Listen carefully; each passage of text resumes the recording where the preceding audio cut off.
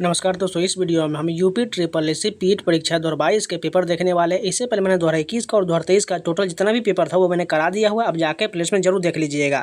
और ये 2022 का जो 15/10/2022 का शिफ्ट 1 का पेपर होने वाला है। तो चलिए शुरू करते हैं। जो लोग नए चैनल को सब्सक्राइब जरूर कर लीजिएगा, वीडियो को लाइक कर दीजिएगा। इसमें टोटल 2022 में 4 शिफ्ट में एग्जाम हुआ था, वो चारों कराने वाले हैं। उसके बाद हम 21, 22, 23 तीनों को आपको कंबाइंड कर देंगे, मैराथन बना देंगे। उसको आप लगातार रिविजन करते रहिएगा। इसके अलावा जो टोटल हम 10 से 15 आपको प्रैक्टिस सेट भी कराएंगे, जिससे आपको बहुत ज़्यादा फायदा होने वाला है। तो चलिए शुरू करते हैं। फर्स्ट क्वेश्चन देखिए, 40% व्यक्ति समाचार पत्र एक्स पढ़ते हैं, 50% व्यक्ति समाचार पत्र वाई पढ़ते हैं, 10% व्यक्ति दोनों समाचार पत्र पढ़ते हैं। कितने व्यक्ति दोनों में से कोई समाचार पत्र नहीं पढ़ते हैं? यानी हमें टोटल बात करें, टोटल कितना हो गया? 100 लोग हो गया। ठीक, मान के लिए परसेंटेज में 100 रखते हैं तो 40% क्या पढ़ते हैं? एक्स पढ़ते हैं। ठीक है, मान के चलिए ये एक्स ये हो गया, 40% ये हो गया। ठीक है, उसके बाद कितना है? वाई कितना है? वाई 50% हो गया। यानी इसको हम इस प्रकार घेर लेंगे और ये जो y जो हो गया टोटल 50 हो गया। यानी कि अगर बात करें तो 50 का लिखना है और दोनों में 10% कॉमन होना चाहिए। बीच में अगर हम 10 रख देंगे तो इसको 50 बनाने के लिए इसमें 40 लिखना पड़ेगा और इसको 40 बनाने के लिए इसमें हम 40 नहीं है बल्कि यहाँ पर 30 हो जाएगा। यानी कि 40 को मिटा देते हैं, यहाँ पर हमें 30 रखना पड़ेगा। अब यहाँ पर 30 हो गया। अब क्या करना है? दोनों में से कोई समाचार पत्र नहीं पढ़ता है तो 100 में से इस सभी को घटा लीजिए। तो कितना हो गया? 40 और 40 ये 80 हो गया। 80 घटा लेंगे तो 20% ऐसे व्यक्ति हैं जो दोनों में से कोई समाचार पत्र नहीं पढ़ते हैं। नेक्स्ट क्वेश्चन देखिए, 5 परिणामों का 146 है और पहले 4 का 45 है। तो पांचवा परिणाम क्या हो जाएगा? एकदम सिंपल है। देखिए क्या करना है, 5 गुने 46 कर दीजिए, उसके बाद 4 गुने 45 कर दीजिए और घटा लीजिए। इसका मान जो आ जाएगा 50 मान आ जाए। एकदम सिंपल क्वेश्चन है। नेक्स्ट क्वेश्चन यहाँ पर यह आपको सॉल्यूशन निकालना पड़ेगा। जब इसका वर्गमूल हटा लीजिएगा, जब इसको ऐड कीजिएगा तो इसका आंसर जो है 14.26 हो जाएगा। नेक्स्ट क्वेश्चन देखते हैं। 4 नंबर क्वेश्चन दिया गया, पादप कोशिका भित्ति निम्नलिखित में से किसका बना होता है? ये जो सेलुलोज का बना होता है। पादप कोशिका भित्ति सेलुलोज का बना होता है। फिर से मैथ का क्वेश्चन, इसको सॉल्व करने के बाद इसका राइट आंसर जो है 30 आ जाएगा। नेक्स्ट क्वेश्चन यहाँ पर भी वही क्वेश्चन दिया गया, इसका राइट आंसर 100 आ जाएगा। नेक्स्ट क्वेश्चन है, किस विकल्प में सही विलंब का युग्म सही दिया गया है? नूतन का पुरातन ये बिल्कुल सही दिया गया है। ख्याली पुलाव पकाना मुहावरे का अर्थ क्या हो जाएगा? असंभव बातों की कल्पना करना इसका मुहावरे का अर्थ हो जाएगा। नेक्स्ट क्वेश्चन देखिए, महर्षि शब्द का सही संधि विच्छेद क्या हो जाएगा? महा जो ऋषि ये जो है महर्षि का सही संधि विच्छेद हो जाएगा। किस विकल्प शब्द युग्म का अर्थ भेद सही नहीं दिया गया है? इसमें से कौन जो है सही नहीं होगा? ऑप्शन नंबर डी, अवलंब और अविलंब जो है ये बिल्कुल गलत दिया गया। यानी अर्थ की बात करें तो अधर और विलोकित ये गलत हो जाएगा। नेक्स्ट क्वेश्चन है, किस विकल्प में सभी शब्द परस्पर पर्यायवाची है? पार्वती, रुद्राणी और भवानी ये जो है पर्यायवाची शब्द सही दिया गया है। नेक्स्ट क्वेश्चन देखिए, यहाँ पर जो है एक पैसेज दिया गया, इंग्लिश का क्वेश्चन है। इसको आप पढ़ लीजिएगा पॉज करके। इसके बाद यहाँ पर आंसर इसका बताना है क्या होगा। यानी आपको पैसेज में आंसर दिया गया है। क्वेश्चन देखिए, was Caroline's brother and outdoor type? ये नो हो जाएगा। इसका राइट आंसर नो हो जाएगा। Why were the squids collected? किसके लिए कलेक्ट किया जा है? फॉर वेटिंग के लिए कलेक्ट किया जा रहा है। यहाँ पर एक रीजनिंग का प्रश्न है। एक महिला की ओर इशारा करते हुए नीलेश ने कहा, वह मेरी पत्नी के दादा की इकलौती संतान की इकलौती बेटी है। महिला नीलेश से किस प्रकार संबंधित है? चलिए यहाँ पर बनाते हैं। एक महिला की ओर इशारा करते हुए, मान कर चलिए यहाँ पर कोई महिला है। ठीक है, महिला को माइनस से कर लेते हैं डिनोट। कोई इशारा करते हुए नीलेश, यहाँ पर नीलेश जो है इशारा कर रहा है। नीलेश ने कहा वह मेरी पत्नी है। नीलेश की कोई पत्नी होगा यानी वाइफ यहाँ पर लिख लेते हैं। मेरी पत्नी के दादा यानी इसके कोई पिता होगा। पिता के ऊपर इसका दादा आ जाएगा, यानी पिता का दादा की इकलौती संतान, यानी इकलौती संतान हो जाएगा। इकलौती संतान ये उसके पापा ही होंगे। ठीक है, इकलौती संतान की इकलौती बेटी है, यानी ये जो है इसकी बेटी हो जाएगा। यानी वो महिला के बारे में ही बात किया जा रहा है। वो महिला की बेटी होगा और नीलेश की जो है पत्नी हो जाएगी। यानी ऑप्शन नंबर ए करेक्ट हो जाएगा। देखिए इसको आप अपने पर रिलेशन पर बनाइएगा तो ज़्यादा समझ में आ जाएगा। ठीक है, आप इसको प्रयास कीजिएगा, आपको आसानी से समझ में आ जाएगा। नेक्स्ट क्वेश्चन देखिए, यहाँ पर फाइंड ऑड वन आउट बताना यानी असंगत बताना है। तो ध्यान से देखिएगा, 8 ये 2 का क्यूब होता है, ये 3 का क्यूब, ये 4 का क्यूब, ये 5 का देखिए यहाँ पर जो है लाइन में आना चाहिए, यहाँ पर ये 10 का स्क्वायर हो जा रहा है, यानी यही 100 जो हमारा असंगत हो जाएगा। नेक्स्ट क्वेश्चन देखिए, 1 जनवरी 2006 को रविवार था, 1 जनवरी 2010 को सप्ताह का कौन सा दिन होगा? ध्यान से देखिए, यहाँ पर 1 जनवरी और यहाँ पर भी 1 जनवरी, यानी इसको में कोई चेंज नहीं करना है, बस हमें 2006 से 2010 जाना है। बस कितना साल जा रहा है? 4 साल जा रहा है। अब यहाँ पर देखिए लीप ईयर कितना हो रहा है? 2001 8 जो है लीप ईयर जा रहा है, यानी 1 साल और बढ़ाना पड़ेगा, यानी 4 + 1 5 कर दीजिए। अब जो हमें रविवार में 5 ऐड करेंगे कितना हो जाएगा? जब रविवार से 5 दिन बढ़ाइएगा तो शुक्रवार आ जाएगा, ऑप्शन नंबर ए करेक्ट हो जाएगा।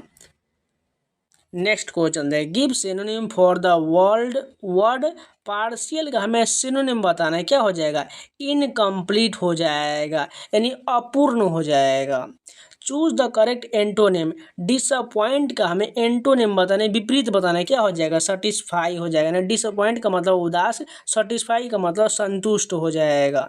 The practice of writing, editing and और कंपाइलिंग डिक्शनरीज, इसका क्या हो जाएगा? यानी वर्ड बताना है, लेक्सिकोग्राफी हो जाएगा, यानी जो राइटिंग करता है, एडिटिंग करता है और सभी डिक्शनरी को कंपाइल करता है उसे लेक्सिकोग्राफी कहा जाता है। यहाँ पर एक और रीजनिंग का प्रश्न है, नॉर्मल को यहाँ पर इस प्रकार लिखा गया है, तो बताना है हमें गैदर को कैसे लिखा जाएगा। सबसे पहले देखिए नॉर्मल का एन जो है, यहाँ पर देखिए एन का यहाँ पर उठाकर डाल दिया गया, ओ का यहाँ पर पी बना दिया, 1 बढ़ा दिएगा और आर से आर रखने दिया गया, यानी बीच में +1 किया गया है। एम का देखिए एम लास्ट में किया गया, एक से बढ़ा कर बी किया और एल का एल रहने दिया गया है। बात को समझ चुके हैं? यानी गैदर में हमें जी का जी रहने देना है, टी का टी रहने देना है और बीच में ए की जगह पर बी कर देना है, 1 बढ़ा देना है। उसके बाद एच को इधर लाना है और आर को इधर लाना है और बीच में ई की जगह पर एफ कर देना है। इस प्रकार कहाँ पर लिखा गया है? ये जो पहला ऑप्शन करेक्ट हो जाएगा। नेक्स्ट क्वेश्चन देखिए, निम्नलिखित प्रश्न में से कथन में इन कथन के बाद निष्कर्ष निकाले हुए, यानी कथन निष्कर्ष का ये रीजनिंग का प्रश्न है। यहाँ पर देखिए कथन है, सभी किताब पेपर है, ठीक है, बना लेते हैं। सभी किताब क्या है? पेपर है, पेपर के अंदर में डाल दिए। कुछ पेपर जनरल है, यानी कुछ पेपर ये जनरल आ जाएगा, जैसे हम जनरल कर दिए। कुछ जनरल कैलेंडर, यानी कुछ जनरल ये कैलेंडर हो जाएगा, के से हम डिनोट कर दिए। नहीं कैलेंडर को हम सी से कर लेते हैं, नहीं तो कॉमन हो जाएगा, ठीक है। अब निष्कर्ष देखिए क्या क्या दिया गया है। यहाँ पर पहला निष्कर्ष में कहा रहा है कुछ जर्नल किताब, यानी कुछ जर्नल ये किताब है, नहीं टच कर रहा है, यानी गलत मान के चलिए। दूसरा है कुछ कैलेंडर पेपर, यानी कुछ कैलेंडर ये जो है पेपर में टच कर रहा, नहीं कर रहा, ये गलत मान के चलिए। तीसरा है कुछ किताबें जनरल, यानी ये किताब वाला पार्ट जो है ये जनरल में टच कर रहा है, नहीं कर रहा है। लेकिन देखिए यहाँ पर कुछ किताब जनरल और जनरल वाला किताब दोनों यहाँ पर आपस में एक दूसरे से कोरिलेट कर रहा है, इसको ध्यान में रखना है। कुछ किताब कैलेंडर, यानी कुछ किताब ये कैलेंडर है, बिल्कुल नहीं है। यानी आप देखिए इसमें से कौन सही होने वाला है, या तो 1 सही होगा, या तो 3 सही होगा, या नहीं, या तो कोई नहीं होगा। ऑप्शन देखिए कहाँ पर है, इनमें से कोई नहीं सही होने वाला है, क्योंकि संभावना जो होता है वो पूर्णतः होना चाहिए, इसलिए जो है नहीं 1 होगा, नहीं तीसरा वाला होगा, क्योंकि इसमें कोई पार्ट टच नहीं कर रहा था, ठीक है। नेक्स्ट क्वेश्चन देखिए, 2000 अगस्त 2022 में भारत की पहली अंडर वाटर मेट्रो का उद्घाटन निम्नलिखित में से किस शहर में किया गया था? कोलकाता में किया गया था। निम्नलिखित में से किस देश के वैज्ञानिकों ने पहला कृत्रिम भ्रूण तैयार किया है? इजराइल के वैज्ञानिकों ने कृत्रिम भ्रूण तैयार किया है। किस राज्य में IIBX India international bullion exchange launch किया गया है? ये जो किस राज्य में किया गया है? ये जो है गुजरात में लॉन्च किया गया है। नेक्स्ट क्वेश्चन देखें, निम्नलिखित में से किस देश ने अगस्त 2022 में ताइवान के आसपास अपना अब तक का सबसे बड़ा सैन्य अभ्यास किया है? ये जो है चीन के द्वारा किया गया है। नेक्स्ट क्वेश्चन देखिए, भारतीय सेना ने जुलाई 2022 में नामक एक अखिल भारतीय उपग्रह संचार अभ्यास का आयोजन किया है। ये जो है स्काईलाइट नामक एक अभ्यास किया गया है। नेक्स्ट क्वेश्चन देखिए, भारत के किन 2 शहरों के बीच आकाशा एयर की पहली उड़ान का उद्घाटन किया गया है? ये जो है मुंबई से अहमदाबाद में किया गया है। आज़ादी का अमृत महोत्सव के तहत बढ़े चलो अभियान निम्नलिखित में से किस केंद्रीय मंत्रालय द्वारा शुरू किया गया था? ये जो है मिनिस्ट्री ऑफ कल्चर यानी संस्कृति मंत्रालय के द्वारा बढ़े चलो अभियान शुरू किया गया था। नेक्स्ट क्वेश्चन देखिए, निम्नलिखित में से कौन भारत का पड़ोसी देश नहीं है? UAE जो है ये भारत का पड़ोसी देश नहीं है। नेक्स्ट क्वेश्चन देखिए, निम्नलिखित में से किस IIT ने भारतीय भाषा प्रौद्योगिकी को आगे बढ़ाने के लिए AI4 भारत में नीलेकनी केंद्र की शुरुआत किया है? IIT मद्रास के द्वारा किया गया है। किस केंद्रीय मंत्री की अध्यक्षता में चंडीगढ़ में नस्ली दवाओं के तस्करी और राष्ट्रीय सुरक्षा पर एक राष्ट्रीय सम्मेलन आयोजित किया गया है? अमित शाह की अध्यक्षता में किया गया है। नेक्स्ट क्वेश्चन, निम्नलिखित में से कौन सा राज्य भारत में पहला हर घर जल प्रमाणित राज्य बन गया है? कौन सा राज्य बन गया है? ये जो है गोवा बन गया है। नेक्स्ट क्वेश्चन देखिए, विविधता दिवस किस तारीख को मनाया जाता है? 22 मई को जो है विविधता दिवस मनाया जाता है। विश्व का सबसे बड़ा नदी द्वीप कौन सा हो जाएगा? माजुली द्वीप जो है विश्व का सबसे बड़ा नदी द्वीप हो जाएगा। निम्नलिखित में से हंगरी के राष्ट्रीय मुद्रा क्या है? हंगेरियन फोरेंट जो है ये हंगरी के राष्ट्रीय मुद्रा है। स्वतंत्रता भाषा के आधार पर बने भारत के पहले राज्य का नाम बताइए। आंध्र प्रदेश का जो प्रथम बार सबसे पहले जो है पुनर्गठन के बाद गठन किया गया था। डैश लोकसभा पद धारण करने की न्यूनतम आयु होता है, सभी को पता है 25 वर्ष होता है। UNFCCC का अर्थ निम्नलिखित में से क्या हो जाएगा? United nation framework convention on climate change हो जाएगा। ऑप्शन नंबर बी करेक्ट है। यहाँ पर बताना नौटंकी निम्नलिखित में से किस राज्य का लोक नृत्य, जो उत्तर प्रदेश का लोक नृत्य हो जाएगा। अंतर्राष्ट्रीय ओलंपिक समिति का मुख्यालय कहाँ है? सभी को पता है स्विट्जरलैंड में जो अंतर्राष्ट्रीय ओलंपिक समिति का मुख्यालय है। नेक्स्ट क्वेश्चन देखिए, निम्नलिखित में से किसने प्रसिद्ध पुस्तक पावर्स ऑफ द माइंड लिखा है? ये पुस्तक जो स्वामी विवेकानंद के द्वारा लिखा गया है। नेक्स्ट क्वेश्चन यहाँ पर देखिए, पैसेज का हिंदी में क्वेश्चन दिया गया, इसको पढ़ने के बाद हमें टोटल पाँच को प्रश्न का आंसर देना। चलिए वो आपको फट कर सुनाते हैं। ज्ञान राशि के संचित कोष को ही साहित्य कहा जाता है। साहित्य जहाँ समाज को प्रभावित करता है वहीं वह समाज से प्रभावित भी होता है। व्यक्ति समाज और साहित्य दोनों की रचना करता है। साहित्य से ही अपने गौरवशाली इतिहास की जानकारी मिलता है। प्रत्येक युग का साहित्य अपने युग के प्रगतिशील विचारों द्वारा किसी न किसी रूप में अवश्य प्रभावित होता है। साहित्य हमारी कौतूहल एवं जिज्ञासा वृत्ति और ज्ञान की पिपासा को तृप्त करता है। साहित्य से ही किसी राष्ट्र का इतिहास, गरिमा, संस्कृति और सभ्यता, वहाँ के पूर्वजों के विचार और अनुसंधानों, प्राचीन रीति रिवाज, रहन सहन और परंपराओं आदि की जानकारी प्राप्त होता है। किस काल में देश के किस भाग में कौन सी भाषा बोला जाता है, उस समय की वेशभूषा क्या था, रहन सहन कैसा था, सामाजिक और धार्मिक विचार कैसे थे, यह सब कुछ उस समय के साहित्य अध्ययन से ज्ञात होता है। साहित्य समाज का दर्पण है। इससे अभिप्राय यह है कि साहित्य समाज का न केवल चित्र प्रस्तुत करता है अपितु समाज के प्रति वह अपना दायित्व निर्वाह भी करता है। समाज में फैली अनैतिकता, अराजकता, निरंकुशता जैसे अवांछनीय तत्वों के दुष्प्रभावों को साहित्य बड़े ही मर्मस्पर्शी रूप से हमारे समक्ष लाता है। हिंदी साहित्य के आदिकाल से लेकर आधुनिक काल तक रचित प्रायः सभी रचनाओं द्वारा तत्कालीन समाज की परिस्थिति, विचार व कार्य व्यापार की पूरी जानकारी प्राप्त होता है। यह भी सही है कि यदि साहित्य वास्तव में केवल समाज का दर्पण होता तो कभी यह साहित्यकार समाज की विसंगतियों या विडंबनाओं पर प्रहार नहीं करता और उसे अपेक्षित दिशा बोध देने के लिए प्रयत्नशील नहीं रहता। समाज के प्रति साहित्यकार का दायित्व आशा का संरचना करना, उत्साह व कार्यबोध को दिशा देना आदि है। प्राचीन काल से लेकर आज तक के साहित्यकारों को यही गौरवशाली परंपरा रही है कि समाज की रूपरेखा कल्याणकारी सुखद मार्ग द्वारा प्रस्तुत करने से साहित्य का रचनाकार कभी पीछे नहीं हटता है। साहित्य में वह शक्ति है जो तोप तथा तलवारों से भी नहीं होता है। अब यहाँ पर क्वेश्चन देखिए, साहित्य अपने दायित्व का निर्वाह किस प्रकार पूरा करता है? दुष्प्रभावों को सामने लाकर करता है। साहित्यकार समाज के प्रति अपने उद्देश्य को कैसे परिपूर्ण करता है? साहित्यकार समाज में अपनी कृतियों द्वारा आशा का संचार करता है और उत्साह एवं कर्तव्यवाद का संदेश जो है देता है। नेक्स्ट क्वेश्चन है, साहित्य हमें किस तरह से पुरानी पीढ़ियों की जानकारी देता है? राष्ट्र का इतिहास, गरिमा, सांस्कृतिक सभ्यता, पूर्वजों के विचार, अनुसंधान आदि तत्कालीन साहित्य द्वारा ही जाने जा सकते हैं। नेक्स्ट क्वेश्चन देखें, साहित्य केवल समाज का दर्पण क्यों नहीं है? क्योंकि साहित्य द्वारा समाज की विडंबनाओं और विसंगतियों पर प्रहार करके उनमें सुधार लाने की कोशिश की जाती है। प्रस्तुत गद्यांश का सर्वाधिक उचित शीर्षक क्या हो सकता है? साहित्य और समाज हो सकता है। एक और गद्यांश का क्वेश्चन देखिए, फटाफट कंप्लीट करते हैं। सत्य की आराधना भक्ति और भक्ति सिर हथेली पर लेकर चलने का सौदा है, अथवा वह हरि का मार्ग है जिसे कायरता की गुंजाइश नहीं है, जिसे हार नाम की कोई चीज़ नहीं है ही नहीं, वह तो मर कर जीने का मंत्र है। सब बालक बड़े स्त्री पुरुष चलते फिरते उठते बैठते खाते पीते खेलते कूदते सारे काम करते हुए यह रटन लगाए जा रहे हैं, ऐसा करते करते निर्दोष निद्रा लिया करे तो कितना अच्छा हो। यह सत्य रूपी परमेश्वर मेरे लिए रत्न चिंतामणि सिद्ध हुआ है। हम सभी के लिए वैसा ही सिद्ध हो। सत्य और अहिंसा का मार्ग जितना सीधा है उतना ही तंग भी है। अस्सी की धार पर चलने के समान है। नट जिस डोर पर सावधानी से नजर रख कर चल सकता है, सत्य और अहिंसा की डोर उससे भी पतली है। जरा चूके के नीचे गिरे, पल पल साधना से ही उसके दर्शन होते हैं, लेकिन सत्य के संपूर्ण दर्शन तो इस देह से असंभव है, उसकी केवल कल्पना ही किया जा सकता है। क्षण भंगुर देह द्वारा शाश्वत धर्म की साक्षात्कार संभव नहीं होता है। अतः अंत में श्रद्धा के उपयोग की आवश्यकता तो रह की जाती है।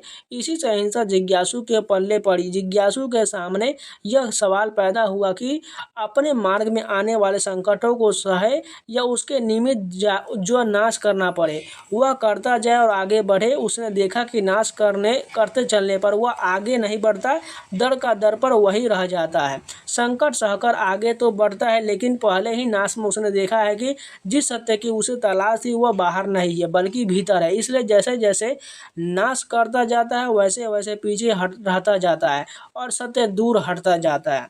अब यहाँ पर क्वेश्चन देखिए, गद्यांश में चिरस्थायी शब्द का कौन सा विलोम शब्द प्रयुक्त होगा? क्षण भंगुर हो जाएगा। सत्य की तलाश कैसे की जाना चाहिए? श्रद्धा पूर्वक अंत विद्वान सत्य के मार्ग पर आगे बढ़ते हुए सत्य का साक्षात्कार करें। जिज्ञासु को सत्य व अहिंसा के पथ पर चलते चलते समय संकटों का सामना कैसे करना चाहिए? संकटों को सहते हुए निमित्त नाश किए बिना आगे बढ़ना चाहिए। नेक्स्ट क्वेश्चन देखिए, सत्य और अहिंसा के मार्ग को 80 की धार पर चलने के समान क्यों बताया गया है? क्योंकि सत्य और अहिंसा का मार्ग जितना सीधा है उतना ही तंग और इस मार्ग पर चलना अत्यंत कठिन है। नेक्स्ट क्वेश्चन देखिए, सत्य रूपी परमेश्वर की रत्न चिंतामणि को प्राप्त करने के लिए हम क्या कर सकते हैं? ये सभी कर सकते, जैसे कि सत्य की आराधना करें, हरि के मार्ग पर चले, अंतर्निहित सत्य का साक्षात्कार करें। नेक्स्ट क्वेश्चन देखिए, यहाँ पर ये है मैथ का क्वेश्चन, इसको आप बनाने का प्रयास कीजिएगा। नहीं बन पाता है तो इन सभी का सोल्यूशन पीडीएफ मैं आपको टेलीग्राम पर अपलोड कर दूंगा, वहां से इन सभी को बना लीजिएगा। एकदम इजी क्वेश्चन होता है, इसमें कोई दिक्कत की बात नहीं है। इसमें लगभग जो है 10 से 12 क्वेश्चन आपको जो है मैथ का पूछा जाता है, जिसमें आपको जो डीआई क्वेश्चन 20 क्वेश्चन पूछा जाता है। इसलिए आपको डीआई तो बनाना ही पड़ेगा, क्योंकि डीआई क्वेश्चन एकदम ईजी होता है, जिससे आप अपनी स्कोर को बढ़ा सकते हैं। ये सभी आपको डीआई का क्वेश्चन दिया गया है। टोटल 20 जो है आपको डीआई क्वेश्चन मिलने वाला है। नेक्स्ट क्वेश्चन देखिए, संगमरमर पर पिएट्रा डोरा या रंगीन पत्थर के जराई का काम डैश के समय में बहुत लोकप्रिय हुआ था। शाहजहां के काल में बहुत लोकप्रिय हुआ था। नेक्स्ट क्वेश्चन देखिए, निम्नलिखित में से किस युग में तांबे का पहली बार उपयोग किया गया था? ताम्रपाषाण युग में तांबे का पहली बार प्रयोग किया गया था। निम्नलिखित में से किस स्थानों पर प्रथम बौद्ध संगीति का आयोजन किया गया था? राजगिरी में जो या राजगीर में प्रथम बौद्ध संगीति का आयोजन किया गया था। नेक्स्ट क्वेश्चन है, निम्नलिखित में से कौन वह व्यक्ति है जिनका नाम देव नाम प्रियदर्शी भी था? सभी को पता है सम्राट अशोक का नाम जो है देव नाम प्रियदर्शी भी था। नेक्स्ट क्वेश्चन देखिए, जब ईस्ट इंडिया कंपनी का स्थापना हुआ था भारत पर निम्नलिखित में से किसका शासन था? उस समय मुगल सम्राट का शासन था। नेक्स्ट क्वेश्चन देखिए, भूदान ग्रामदान आंदोलन निम्नलिखित में से किसके द्वारा शुरू किया गया था? ये जो है आचार्य विनोबा भावे के द्वारा भूदान आंदोलन शुरू किया गया था। नेक्स्ट क्वेश्चन देखिए, दंडी नमक यात्रा के दौरान निम्नलिखित में से किस सामाजिक कार्यकर्ता ने गांधी जी को आंदोलन को केवल पुरुषों तक सीमित न रखने के लिए राजी किया था? किसने किया था? कमला देवी चट्टोपाध्याय ने राजी किया था। नेक्स्ट क्वेश्चन देखिए, राष्ट्रवाद की पहले स्पष्ट अभिव्यक्ति निम्नलिखित में से किस क्रांति के साथ हुआ? इस क्वेश्चन का जो आंसर जो गलत दिया गया था, इस कारण जो सभी को जो बराबर अंक दिया गया था, इसको छोड़कर चलते हैं। नेक्स्ट क्वेश्चन देखिए, सरकार के निम्नलिखित में से किस अधिनियम के कारण बम्बई से सिंध प्रांत का निर्माण हुआ था? ये जो हो जाएगा भारत सरकार अधिनियम 1935 के तहत हुआ था। प्रसिद्ध युद्ध का नारा चलो दिल्ली किसने दिया था? दिल्ली चलो के नारा की बात करें सुभाष चंद्र बोस के द्वारा दिया गया था। नेक्स्ट क्वेश्चन, निम्नलिखित में से कौन जनसंख्या वितरण को प्रभावित करने वाला आर्थिक कारक नहीं है? यानी ये जो पानी की उपलब्धता जो है आर्थिक कारक नहीं है। विश्व की सबसे ऊंची चोटी माउंट एवरेस्ट डैश के बीच स्थित है? ये जो है नेपाल और तिब्बत के बीच स्थित है। भारत में अक्टूबर की गर्मी का मुख्य कारण क्या हो जाएगा? ये जो होगा भारत में उच्च आर्द्रता से जुड़ा हुआ उच्च तापमान हो जाएगा। नेक्स्ट क्वेश्चन देखिए, भारतीय मानक समय ग्रीनविच मध्य समय GMT से डैश आगे है, 5.5 घंटा आगे है। नेक्स्ट क्वेश्चन देखिए, निम्नलिखित में से कौन सा हरित क्रांति की रणनीति का हिस्सा था? इसमें बात करें तो रासायनिक उर्वरक और पेड़ानाशी, उच्च उपज देने वाले किस्म के बीज, सिंचाई, ये सभी हो जाएगा। नेक्स्ट क्वेश्चन देखिए, निम्नलिखित में से किस नदी को बिहार का शोक कहा जाता है? कोसी नदी को कहा जाता है। नेक्स्ट क्वेश्चन देखिए, भारत की पंचवर्षीय योजना को अंतिम स्वीकृति निम्नलिखित में से किसके द्वारा दिया गया था? राष्ट्रीय विकास परिषद के द्वारा दिया गया था। किसी भी विकासशील अर्थव्यवस्था के प्रारंभिक चरणों में अधिकांश गतिविधि डैश क्षेत्र से संबंधित होता है? प्राथमिक क्षेत्र से संबंधित होता है। निम्नलिखित में से कौन एक वाणिज्यिक बैंक नहीं है? सिडबी जो है वाणिज्यिक बैंक नहीं है। निम्नलिखित में से कौन सा सार्वजनिक क्षेत्र का उपक्रम संसद के तहत एक विशेष कानून पारित करके स्थापित किया गया है? ये जो है वैधानिक निगम हो जाएगा। भारत की संघ कार्यकारिणी में निम्नलिखित में से कौन शामिल नहीं है? राज्यों के मुख्यमंत्री शामिल नहीं है। निम्नलिखित में से कौन सा अनुच्छेद भारतीय संविधान में सर्वोच्च न्यायालय के स्थापना और गठन के बारे में है? अनुच्छेद जो है 124 जो है सुप्रीम कोर्ट के गठन के बारे में वर्णन करता है। डैश के पास मौलिक अधिकार लागू करने की शक्ति होता है? ये जो सर्वोच्च न्यायालय उच्च न्यायालय के पास होता है। नेक्स्ट क्वेश्चन देखिए, भारत में राष्ट्रीय मानवाधिकार आयोग निम्नलिखित में से किस मंत्रालय के अधीन होता है? गृह मंत्रालय के अधीन होता है। निम्नलिखित में से किसी केंद्र शासित प्रदेश में उच्च न्यायालय स्थापित करने का अधिकार है? यह अधिकार जो संसद को प्राप्त है। निम्नलिखित में से कौन सा वनस्पति रेशा नहीं है? नायलॉन जो है वनस्पति रेशा नहीं है। तारों का रंग निम्नलिखित में से किस पर निर्भर करता है? उसके तापमान पर निर्भर करता है। निम्नलिखित में से कौन सी गैस ग्लोबल वार्मिंग के लिए जिम्मेदार है? ये जो ग्रीन हाउस गैस इसके लिए जिम्मेदार होता है। न्यूमोनिया मानव शरीर के निम्नलिखित में से किस अंग को प्रभावित करता है? फेफड़े को प्रभावित करता है। ये टोटल 100 प्रश्न कंप्लीट हो गया। उम्मीद है आप लोग को वीडियो पसंद है तो लाइक जरूर कर दीजिएगा, अगर नहीं है तो चैनल को सब्सक्राइब जरूर कर लीजिएगा। अब इसका टोटल 2022 का 3 शिफ्ट बचा वो भी आपको कंप्लीट करा दिया जाएगा। उसके अलावा 2021, 22 और 23 तीनों को जो आपको मर्ज करके कंबाइंड वीडियो दे दिया जाएगा। एग्जाम्स पर इसको रिवीजन करते रहिएगा। इसके अलावा 10 से 15 हम प्रैक्टिस सेट भी करने वाले हैं, इसलिए आप लोग चैनल को सब्सक्राइब जरूर करके जुड़ जाइएगा। इसके अलावा इन सभी का PDF पाना चाहते हैं तो टेलीग्राम ज्वाइन कर लीजिए। यहाँ पर स्कैनर दिख रहा होगा, स्कैन कर लीजिए या टेलीग्राम पर जाकर सर्च कर लीजिएगा SSC एस्पिरेंट 7। वहाँ पर आपको फाइल सेक्शन में सारा PDF अपलोड कर दिया गया, जाकर डाउनलोड करके आप रिवीजन कर सकते हैं। इसके अलावा जो मॉक टेस्ट लगाना चाहते हैं, चाहे आप किसी एग्जाम की तैयारी करें, SSC, रेलवे या किसी एग्जाम की तैयारी जैसे UPSI, UP SSSC, Bihar police, BPSC या जितना भी 900 प्लस एग्जाम होता है इंडिया का, उन सभी का mock test, sectional test, chapter wise test सारा मिल जाएगा। जाकर परचेज कर लीजिए। 1 साल का पास पर मात्र आपको 571 मिल जाएगा। कूपन कोड 7 अप्लाई कर लीजिएगा। SAWN आपको 12% का डिस्काउंट हो गए, ये सभी प्राइस कम हो जाएगा और जाकर परचेज कर लीजिए और मॉक टेस्ट लगाना शुरू कर दीजिए। वहाँ पर आपको सारा टेस्ट मिल जाएगा। तो चलिए मिलते हैं नए वीडियो के साथ, तब तक के लिए जय हिंद।